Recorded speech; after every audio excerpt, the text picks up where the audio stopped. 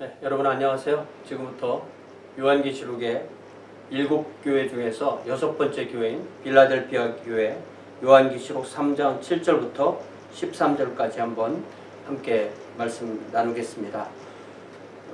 이 필라델피아라는 도시는 이 페르가움이 왕국이었을 때 그 왕이었던 아탈로스 2세 필라델푸스가 이 도시를 세우면서 자기 이름을 기념해서 필라델피아 이렇게 이름을 정했습니다. 필리아는 우정을 의미하는 사랑이고요. 아델포스는 형제. 그래서 이 아델포스라는 이름 안에는 그 같은 태로부터 그런 의미가 있어요. 그래서 그 단어가 이제 형제가 되는데 아델피아 이렇게 하면 이제 복수가 돼서 형제 사랑이라는 그런 좋은 이름의 도시 이름이 되었고, 성경시대 때 데가볼리 지역에도 이 필라델피아라는 도시가 있었고요. 그 암몬 지역의 라빠였죠. 그리고 미국에도 펜실바니아의 수도가 바로 필라델피아입니다. 4대에서 한 40km 남동쪽으로 떨어져 있고요.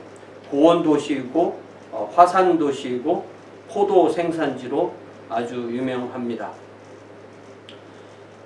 리디아 이 지역이 왕국 또 리디아 왕국이었을 경우에는 시기에는 동방의 관문이라고 불렸고요. 그렇지만 상당히 그 지진 피해가 잦았습니다. 그리고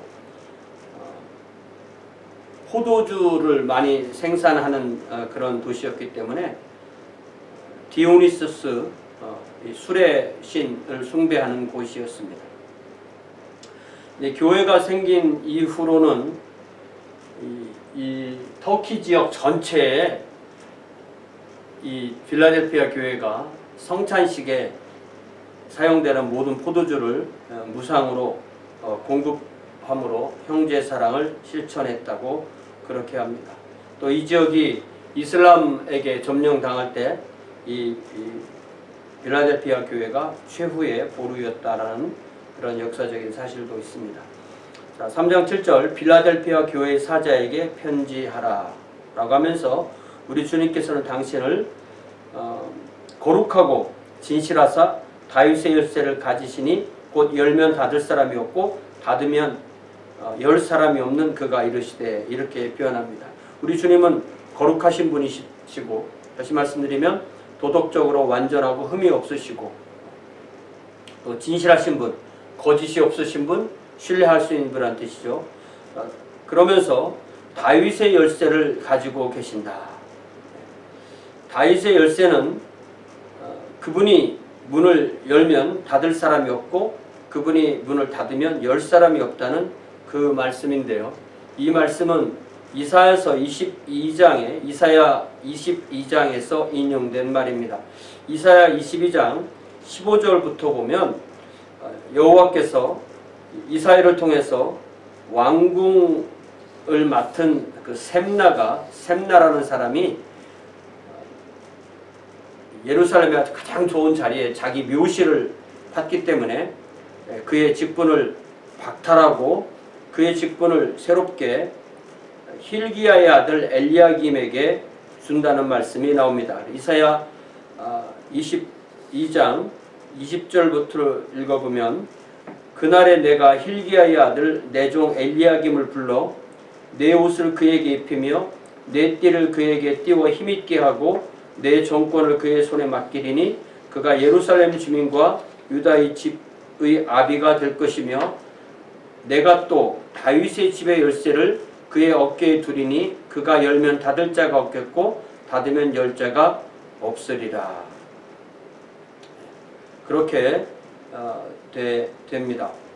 더 읽어보면 23절에 못이 단단한 곳에 박힌같이 그를 견고하게 하리니 그가 그의 아버지 집에 영광의 보좌가 될 것이요 그의 아버지의 집의 모든 영광이 그 위에 걸리리니 그 후손과 족속되는 각 작은 그릇 곧 종지로부터 모든 항아리까지니라. 이렇게 되어 있습니다. 그래서 예수께서 다윗의 열쇠를 가지셨다는 말씀은 예수님이 어떤 그 무한한 그 능력을 가지시고 권세를 가지신 것을 의미하는 거죠. 역시 마태복음 1장 1절에서도 아브라함과 다윗의 자손 예수 그리스도의 계보라 그렇게 되어 있고요. 로마서 1장에서도 이 복음은 하나님이 선지자들을 통하여 그의 아들에 관하여 성경에 미리 말씀하신 것이라. 그의 아들에 관하여 말하면 육신으로는 다윗의 혈통에서 나셨고 성결의 영으로는 죽은 자들 가운데서 부활하여 능력으로 하나님의 아들로 선포되셨으니 곧 우리 주 예수 그리스도시니라. 그러니까 예수 그리스도의 왕권과 다윗의 왕권이 계속 연결되는 것을 볼 수 있죠. 그럼에도 예수님은 이 사역하시는 동안에 당시 유대인들이 메시아를 다윗의 아들로만 생각하는 관념을 시편 110편을 인용하시면서 여지없이 깨뜨리시죠. 예를 들어 마태복음 22장 41절부터 보면 바리새인들이 모였을 때 예수께서 그들에게 물으시되 너희는 그리스도에 대하여 어떻게 생각하느냐? 누구의 자손이냐? 대답하되 다윗의 자손이니이다. 이르시되 그러면 다윗이 성령에 감동하여 어찌 그리스도를 주라 칭하여 말하되 시편 110편을 인용하는 거죠. 주께서 내 주께 이르시되, 여기 첫 번째 주는 여호와 하나님이죠. 여호와 하나님께서 다윗의 주에게 이르시되 내가 너의 원수를 너의 발 아래 둘 때까지 내 우편에 앉으라 하셨도다 하였느냐? 다윗이 그리스도를 메시아를 주라 칭하였은즉 어찌 그의 자손이 되겠느냐 하시니 한마디도 능히 대답하는 자가 없고 그날로부터 감히 그에게 묻는 자도 없더라. 예수님은 다윗의 후손이지만 또 동시에 다윗의 주라는 사실, 그러니까 하나님이시면서 다윗의 혈통을 따라오신 사람이시라는 사실을 분명하게 선언하신 것이죠. 또 요한계시록 그 5장에서도 5절부터 보니까 장로 중에 한 사람이 그에게 말하되 울지 말라. 유대 지파의 사자, 여기서 사자는 라이온입니다. 유대 지파의 사자 다윗의 뿌리 즉 예수 그리스도가 이기었으니 그 두루마리와 그 일곱인을 떼시리라 하더라. 내가 또 보니 보좌와 내 생물과 장로들 사이에 한 어린 양이 서 있는데 일찍이 죽음을 당한 것 같더라. 그에게 일곱 뿔과 일곱 눈이 있으니 이 눈들은 온 땅에 보내심을 받은 하나님의 일곱 영이더라. 그 어린 양이 나와서 보좌에 앉으시니에 오른손에서 두루마리를 취하시니라. 그러니까 우리 주님은 다윗의 뿌리이고 또 다윗의 후손이시고 왕 중의 왕이시고 또 죽임을 당하신 어린 양이시고 또 다윗의 지파의 사자이시고, 그래서 예수님을 이렇게 사자이시지만 어린 양이 되신, 그래서 이렇게 어떻게 보면 사자로 보이고 어떻게 보면 어린 양으로 보이는 그런 그림도 우리가 본 기억이 있을 것입니다. 이제 이 빌라델비아 교회에 주시는 칭찬의 말씀, 책망의 말씀은 없습니다. 이 교회는 볼지어다 내가 내 앞에 열린 문을 두었으되 능히 닫을 사람이 없으리라. 내가 내 행위를 하노니 내가 작은 능력을 가지고도 내 말을 지키며 내 이름을 배반하지 아니하였도다. 이렇게 말씀하십니다. 그래서 이 교회의 가장 큰 특징은 우리 주님께서 그 교회에게 열린 문을 두시겠다. 그래서 열린 문을 두신다는 이야기는 어떤 이 교회가 계속 주님의 이름을 선교하고 전도하는 그런 기회를 더 주겠다는 뜻입니다. 그러니까 이 교회가 동방의 관문이듯이 이 도시가 동방의 관문이듯이 이 교회도 주님의 이름을 계속 전하게 될 것이다 라는 그런 의미로 이해를 할 수가 있습니다. 이 교회의 특징은 작은 능력을 가지고도 주님의 말씀을 지키며 주님의 이름을 배반하지 않은 것입니다. 비록 작은 능력이었지만 주님의 말씀을 신실하게 지켰고 주님의 이름을 부인하지 않은 것이었습니다. 우리가 지금까지 본 앞에 그 요한계시록에 나오는 에소보드 사까지의 많은 교회들이 발람의 교훈을 따르고 니골라당의 교훈을 따르고 이세벨의 교훈을 따르고 그리하여서 우상의 음식을 먹고 또 음행에 빠지고 그런 것과 비교해 볼 때 이 교회는 비록 능력은 작았지만 주님을 신실하게 따랐다는 것을 볼 수가 있습니다. 그렇기 때문에 우리가 주님을 섬김에 있어서 내가 또 능력이 많으면 주님을 더 잘 섬길 텐데 이렇게 생각하는 것보다는 지금 나에게 주어주신 능력으로 내가 최고의 헌신을 하는 것, 그것이 우리에게 필요한 자세입니다. 마치 5달란트 받은 사람, 2달란트 받은 사람이 그들의 달란트를 가지고 열심히 일했는데 1달란트 받은 사람은 자기가 왜 나는 한 달란트밖에 안 받았나라고 생각해서 아마 충성을 안 했을 수도 있겠죠. 그러나 빌라델피아 교회는 1달란트를 받은 사람과 비교할 수 있는 그런 교회인데 그 능력을 가지고 주님께 성실하게 최선을 다해서 주님의 이름을 전하고 그 충성을 한 그 행위가 주님 앞에 드러났다는 것입니다. 그렇기 때문에 우리는 더 많은 능력을 달라고 그렇게 구하는 것보다는 지금 받은 능력으로 주님의 말씀을 순종하고 주님의 이름을 부인하지 않는 삶을 사는 것이 중요합니다. 그래서 많은 사람이 내가 주님께 더 헌신하려면 더 많은 능력을 받아야 생각하지만 중요한 것은 헌신은 능력의 문제가 아니라 태도의 문제인 것입니다. 내가 더 많이 가지고 더 적게 가지는 것은 나의 문제가 아니고 주님께서 필요하시다면 더 많은 능력을 주실 것이고 또 필요하지 않다면 더 적은 능력을 주실 것이기 때문에 주님께 맡겨 드립시다. 그러나 내가 주님의 말씀을 지키고 주님의 이름에 합당한 삶을 사는 것이 바로 태도의 문제입니다. 우리가 태도가 그렇기 때문에 가장 중요하다는 거죠. 그 달란트에 비해서도 결국 그 종들이 가지고 있던 태도가 가장 중요했다는 것입니다. 작은 능력을 가지고도 충성한 빌라델피아 교회를 칭찬하신 그런 주님의 칭찬이 우리에게도 있는 그러한 복이 될 수 있기를 기도해야 되겠습니다. 이제 9절에 보니까 보라 사탄의 회당 곧 자칭 유대인이라 하나 그렇지 아니하고 거짓말하는 자들 중에서 몇을 내게 주어 그들로 와서 내 발 앞에 절하게 하고 내가 너를 사랑하는 줄을 알게 하리라.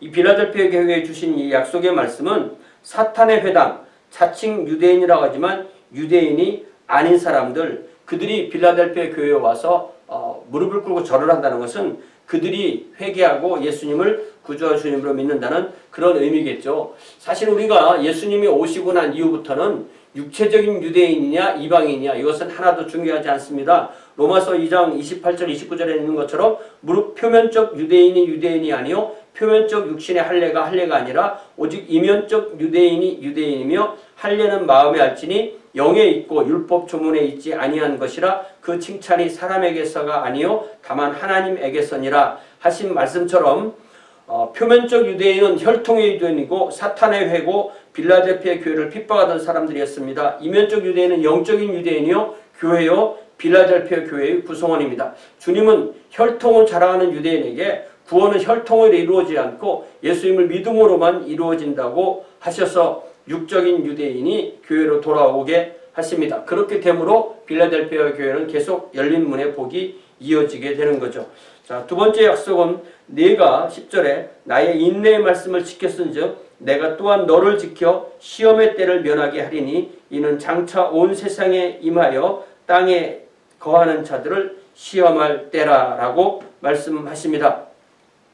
빌라델피아는 작은 능력으로 주님의 말씀을 지켰고 그래서 네가 나의 인내의 말씀을 지켰으니 라고 말씀하시면서 시련과 환난과 핍박이 와도 주님의 이름을 부인하지 않고 주님의 말씀을 지킨 이 교회에게 시험의 때를 면하게 해주신다고 말씀하십니다. 장차 온 세상에 임하여 땅에 거하는 자들을 시험하는 때, 즉 요한계시록에 나오는 이 대환난을 면하게 하신다는 것입니다. 현재의 고난을 이기는 자에게 장차 더 큰 고난에서의 면제를 약속하시는 것입니다.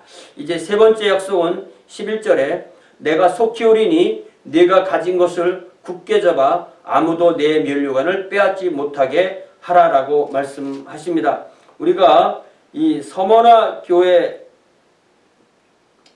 주신 말씀처럼 서머나 교회에 주신 2장 10절 마지막에 보면 내가 죽도록 충성하라 그리하면 내가 생명의 관을 내게 주리라. 여기서는 우리 개역개정이 생명의 관 이렇게 번역했고 여기 3장 11절에서는 내 면류관 이렇게 번역했지만 이거 똑같은 단어예요. 그래서 왜 어떤 것은 관이라고 번역하고 어떤 것은 면류관이라고 번역했는지 사실 이 번역이 정확하게 되려면 월계관이라고 그렇게 번역이 되어야 됩니다. 우리 주님이 쓰시는 것은 왕관, 그리고 우리가 쓰는 건 월계관. 이 부분에 있어서 우리가 혼선을 빚지 않았으면 좋겠습니다.